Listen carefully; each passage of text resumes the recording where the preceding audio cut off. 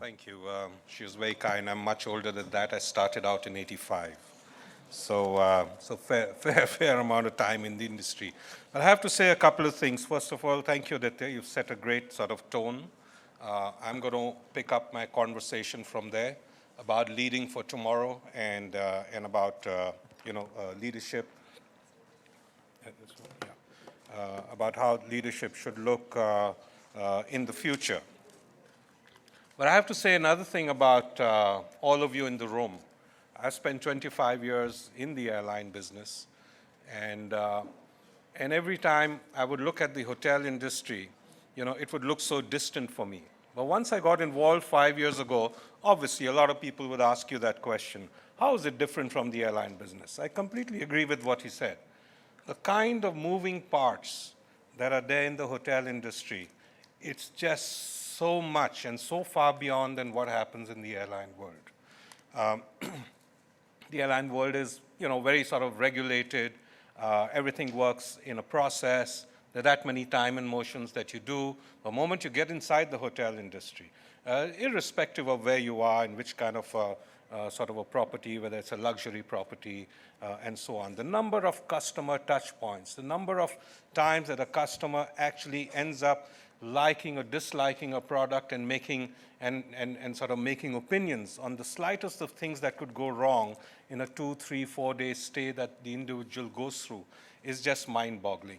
So well done. I'm really proud to be part of this business now. I'm only going to talk about competencies today. I'm not really going to go into the sector. The world is changing. Today, the world looks out at leaders based on their competencies and not so much on their sector experience. And that's good news and that's bad news for all of us in the room. The good news is it opens up a whole big wild world for all of us. And of course, the bad news is if you continue to remain insular, then it could become a bit dangerous. It's important that I do some context setting so we know what we are getting involved in. I'm going to talk a little bit about macro trends. There are several macro trends. If you really go out looking out there, there are almost about 10, 15 big macro trends that are shaping the globe today. I picked up a couple of them, maybe 2 or 3 of them, just to sort of ideate and sort of build a flavor and sort of build some energy in the room so we can all understand what's really going on. We're going to then move around a little bit around India. I won't spend too much time around India because we all know what's going on out here. And then we'll dive straight into the whole sort of the competency area and what you guys should be looking at. Couple of rules, 2 rules. As I speak, imagine an underlayer of technology. Just imagine, just transport yourself into a zone which says everything that I'm speaking about, there's an underlayer of some tech activity happening, because that's really defining a future for us today.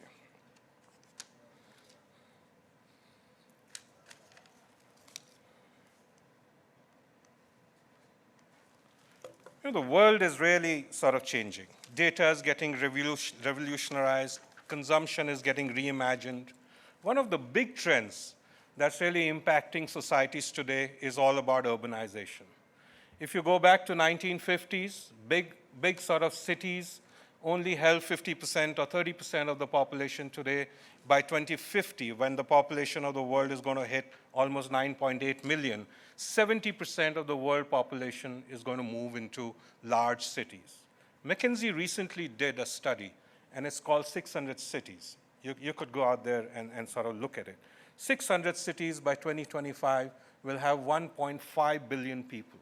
And by the time we get up to another 10 years from then, it'll end up with close to 2 billion people, contributing almost about 25% of global GDP.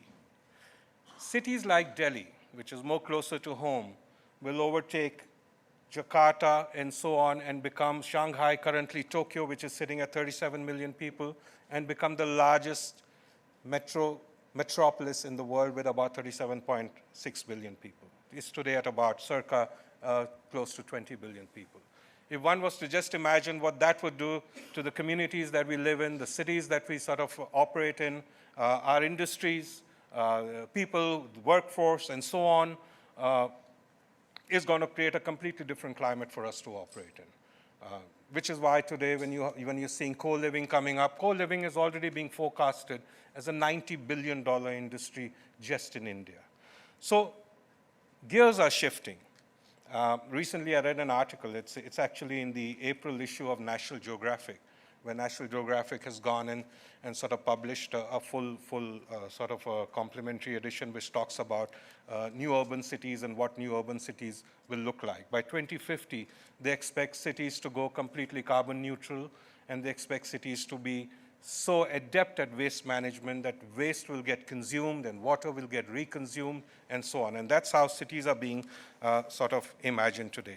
If you look at India, cities like Hyderabad, cities like Surat, they will end up being sort of part of these big mega cities. One of the other things that's really driving the growth of these mega cities is large-scale migrations.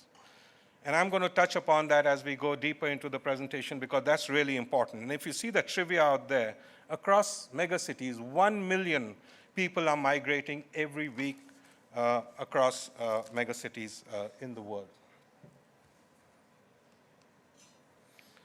Travel and tourism, it's important for us to talk a little bit about that. One of the largest sort of industries going, it's among the top 10, 1.5 billion across the world, $8.5 trillion industry, all big trivia, very large employment generator, close to about 10% of the workforce, and so on. We operate in that, we operate in that industry. But look where the industry started to move now. If you look at how online transactions are moving, and you see how mobile transactions are moving, online touching close to $700 billion already, mobile already crossed $250 billion, and this speed is accelerating.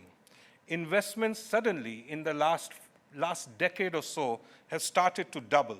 The industry today is almost attracting 5% of global investments, and this is across the world.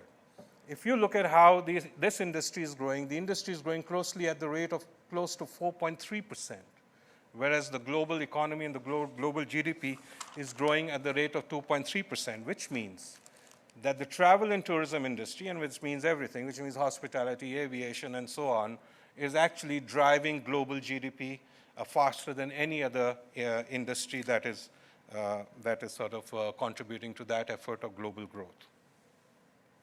Very important slide. I started out by saying think technology. This is possibly the single biggest contributor to what we'll talk about briefly is about the VUCA world.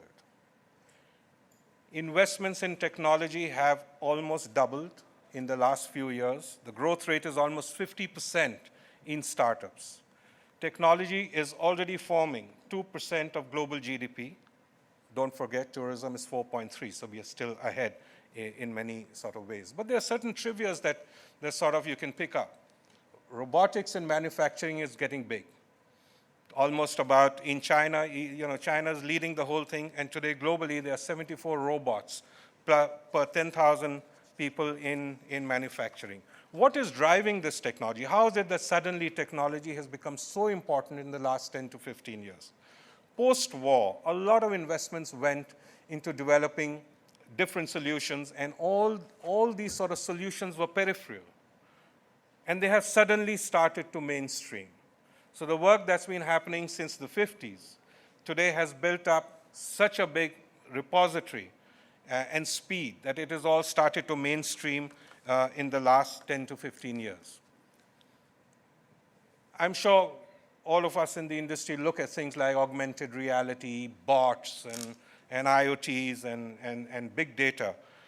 But I'll tell you where this industry is thinking also. In 2016, at the Radical Innovation Awards, a company called HOK, H-O-K, based out of Canada, which is competing for radical innovation in hospitality, won the award.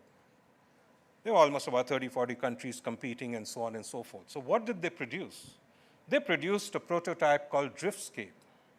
Driftscape was actually a hotel that was envisaged and built as a tower, where it had detachable pods. and it was built on drone technology, where drones could transport the entire room, and the room was completely self-sufficient. Now, obviously, this is something which is going to be possibly decades out, but we don't know. What people are imagining today is becoming reality even before we feel that it's an imagination reality. The lines are blurring. Jules Verne wrote From Earth to the Moon 100 years before Apollo 11 landed. But that's not so today. People are imagining things which are becoming reality tomorrow. The speed has changed. So I have no idea on how quickly things like Driftscape could become mainstream. The other day, I was driving in a car with a friend of mine. He's a big investor. And he had this land about 4 hours from Coimbatore, large land. He said, we need to go and do something out there. And I said, who's going to go out there? It's 5 hours away. That area doesn't have the best of roads. He said, we'll use drones to transport people. I said, are you crazy? I mean, we go out there, we go and invest tons of money, and you think about drones, they are not a reality. And he said to me, you are not imagining. So I think our limitation to imagine the future will become a big deterrent for all of us. So leaders of today need to start to think in a different way and start to imagine the future. Big shift in center of gravity. We know that. We won't spend too much time on this, but everything is moving to Asia. This has been going on for the last 20, 30 years. It's become more apparent. India and China are going to drive this by the sheer population. Out of the 30 megacities that are emerging in Asia, 6 are going to be out of India, and it is estimated that 15 are going to be out of China. And clearly, you have the advantage India. You know these numbers. I just have them up there so we have a good stage set, but we are really, in PPP perspective, at $10.8 billion. We are the third largest economy already. The demographics work for us.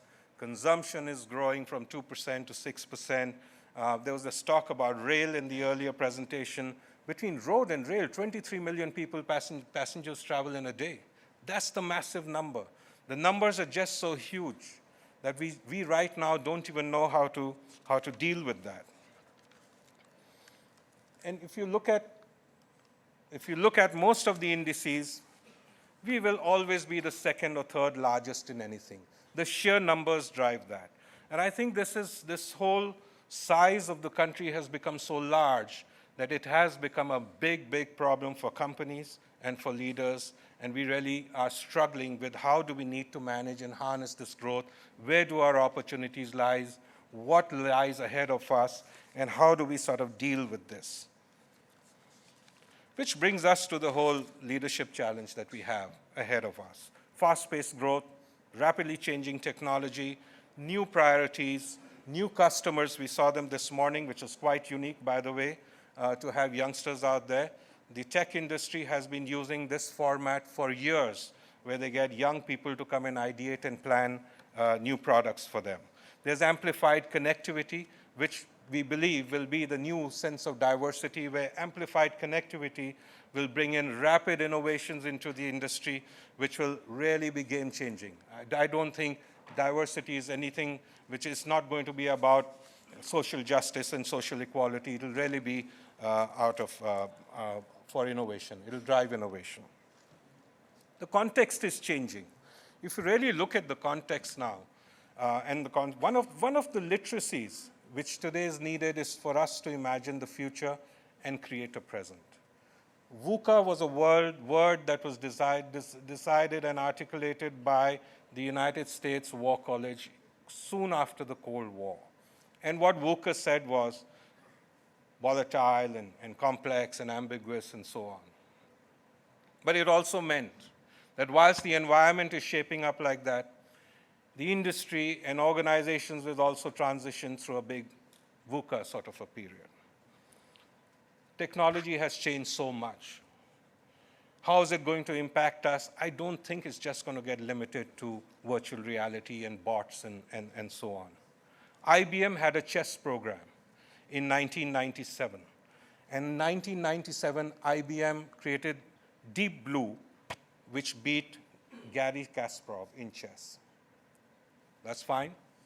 Chess players didn't die out. Chess players only got better. They could spar with better sort of technology online and get better at their moves and so on. The chess champion of 2016, therefore, was a program called Stockfish. Just imagine this. Stockfish, when it won the 2016 chess program, it could process close to 70 million moves a second. It has centuries of human data fed into it. And up came AlphaZero. Google created AlphaZero. It did not feed in any data. It fed in the principles of artificial intelligence. AlphaZero was very efficient. It would only plan, or rather think or work through 80,000 moves per second as opposed to 70 million that Stockfish was sort of processing. AlphaZero and Stockfish played 100 games. AlphaZero won 28, drew the rest, never lost. Do you know how long it took AlphaZero to get from not understanding the game to beating Stockfish? 4 hours. 4 hours, AlphaZero played against itself, understood the game, and went out and played the online world champion, which is Stockfish 8. Now, this is not about chess, but this is how artificial intelligence and machine learning is evolving today. The speed is so fast. The data that is getting collected is so fast that we have to try and understand on how it is going to impact us tomorrow. For people here who are from HR, gaming is going to be one of the big mainstays on how the new millennials are going to get attracted into business, which means it throws up big opportunities for us on how learnings, trainings, and those kind of programs can be used by building in artificial intelligence and gaming. It's all happening around us. The customer's changing. I'm glad that you spoke a lot about customers today. It's a conversation that is rarely heard. And I hope through the day there are more and more conversations around the customer because the customer has actually changed. If we as leaders do not recognize that, and if we are not able to put the customer in the center of a strategy, then there is a problem. At some point, this is going to hurt us very, very severely. The whole government story is changing, especially in countries like ours, which are developing nations. Policies are changing, people are changing, new business models are sort of emerging. One of our key strengths, by the way, is our middle-class values. It has been researched and so on. We, as a country, have a very strong value system, which is centered around trust and integrity and selflessness and conscious management, which is something that the leaders of tomorrow will need to have. So what are these imperatives? I've broken them down into 5 buckets, and it's really about yourself, it's about your teams, it's about the organization, it's about the society, and it's about the world.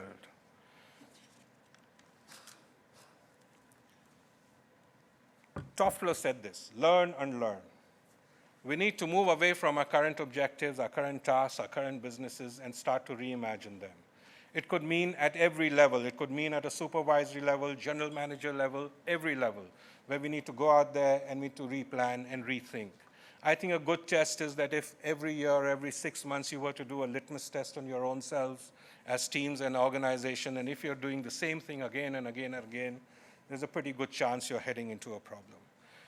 There has to be a more amplified sense of fear engagement. We need to go out there and try new things. Personally, I'm a big propagator of mind, body, and soul. I think there has not been a time more sort of apt than now where leaders will have to really look after themselves, make sure that they nourish their minds, they're completely engaged with the outside world, they look after their bodies, they are physically fit, and more importantly, they are on their spiritual journey of connecting with themselves. Self-awareness will be fundamental for leaders of tomorrow. If we as leaders are not self-aware, we are frankly incompetent to guide our teams and our organizations. We must energize. We have to build enough empowerment within ourselves first that we can energize and galvanize people around us. We have to have intrinsic belief, and we have to understand that it is our energy that will drive the organization. And that also sort of goes in line with what was being discussed earlier. Are our people good enough or not good enough? I don't think they're good or bad teams. I just think it's all about having good leaders and not so good leaders. And clearly about change. I think one of the things that leaders of tomorrow will have to do, they need to operate on the edge of their competencies, not in the center of their competencies. We should be able to galvanize people. And those are the teams that we have. We should be out there to be able to connect with them. We should be able to co-create with our people. We should share a dream together, which means heightened levels of communication, understanding our people, building strong ethical codes will become fundamental for leaders for tomorrow. More and more transparency. Shwetank was recently at one of the innovation centers in the US, where teams were presenting, startups were presenting to each other and drawing energy and sense from each other. That's the level of transparency. I think leaders will need to be transparent, organizations will have to be transparent, and there has to be more open sharing of good, bad, and ugly for the industry. Clearly, mob organization will become fundamental. There's a reason why I use that word mob. Remember, we've got a younger work population today, and we have to approach them differently, and we have to make sure that we are in sync with them. Leaders will have to be stewards of organizational growth. That's number 3. First about yourself, second teams, and the third was about growth. We have to understand collaborative competitiveness. If we are unable to collaborate as teams, as industry, we will erode our competitive edge. One of the key things that leaders of tomorrow have to understand with this underlayer of technology is managing information flows. I was talking to somebody the other day, and the retail business has moved far ahead. If you went out to buy medicines, there's somebody collecting that data. Every time that bill is printed when you buy a drug, somebody's collecting that data and converting that data into something that can be used to plan your sales and plan your strategies and so on. Show windows are now having technology where they can record eyeballs on a product. Shopping malls have technology we can create where they can map hot zones, cold zones. There's so much that technology is being used today to actually understand the customer, find the right sort of fits for the customer, that is really mind-boggling. Leaders need to be able to understand that. It's very important for leaders to be able to depolarize. With this enormous migration that is happening, the need to depolarize is enormous. Different sets of people working in the same organization will throw up its own complexities, and leaders will have to be able to understand that. Very, very important, builders of society. It is not just about CSR. It's about living and working with a community. That is becoming more and more amplified today. It creates better people engagement, it creates better customer engagement, better employee engagement, and so on. I think one of the largest contributors to emissions, other than the manufacturing world, is travel and tourism. And we have to be sensitive to that. But more importantly, in the development sort of life cycle of a leader has to be able to sympathize and bring in empathy with the society, with the community, with the stakeholders that sort of work around that. The lack of doing that will allow the leader to sort of not be able to build a vision, a long-lasting vision. I also believe personally, it's a personal belief of mine, that we should be able to put a social purpose to every business that we have. And finally, we have to be citizens of the world. We cannot be just talking about what we are doing within our industry. We can't be talking about what's just happening in our country. We have to go and imagine what the world is doing. And more so in the future, and I think more so in this room, because we are in an industry where there are lots of international players and local players that work. A lot of you are part of international organizations, and there's a big collision that happens, at least in the travel and tourism industry, on these two aspects of the world. So people have to think globally. One term that I always use is, you have to understand pop culture. Again, I go back to those youngsters out there. We have to understand latest trends. We have to embrace them, and we have to find ways on how to sort of deal with them. And finally, my last slide,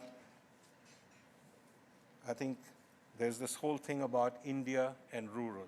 It's very, very important for all of us to understand this sort of combination. The mega cities are there. There's talk about tier 2, tier 3 markets. But it's very important for our leaders to understand the rural aspect of India. It's very important for our leaders to understand the younger people, people born after 1990, our future customer.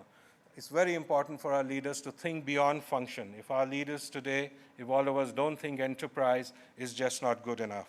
And it's very, very important for us to think about all the non-market elements. Who are our stakeholders? The government. It could be, your vendors, your partners, and so on. And finally, a parting quote is always, great leaders inspire people who can do extraordinary things. I do not know who wrote this quote that a great leader will inspire confidence in themselves, but yet we found that this was something quite apt for today. That's all that I have from my side. Have a wonderful day ahead, and all the best.